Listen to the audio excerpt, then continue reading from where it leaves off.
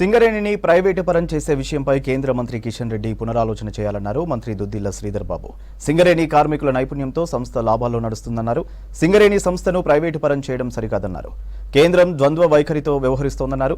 రాష్ట్ర ప్రజలు కాంగ్రెస్పై పూర్తి విశ్వాసం ఉంచి అధికారం ఇచ్చారన్నారు. సింగరేణి కార్మికులకు అండగా ఉంటామన్నారు మంత్రి శ్రీధర్ బాబు.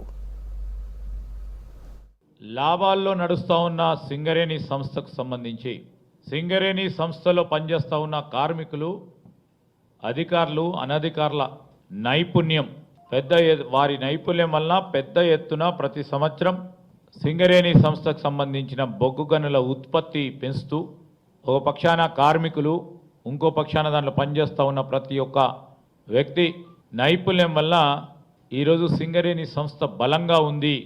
ఇది పెద్దలకు కూడా తెలుసు. మేము కేంద్ర మంత్రివర్యులు కిషన్ రెడ్డి గారిని కోరుతా ఉన్నాం. మన రాష్ట్ర ప్రభుత్వానికి సంబంధించిన ఒక ఆణిముత్యం, కేంద్ర ప్రభుత్వానికి సంబంధించిన ఒక ఆణిముత్యం Singareni collieries company limited. Singareni ద్వారానే కొత్త బొగ్గు గనులను, బొగ్గు ఉత్పత్తి చేసే కార్యాచరణలో ముందుకు నడపాలనే ప్రయత్నం చేయాలని కోరుతా ఉన్నాం. మీరు మొన్న కొత్త గనులను ప్రైవేటు సంస్థలకు అతి త్వరలో ఇవ్వబోతున్నామని కేంద్ర ప్రభుత్వం తీసుకున్న నిర్ణయమని మీరు పత్రికాముఖంగా తెలియజేయటం మేము కోరుతా ఉన్నాం.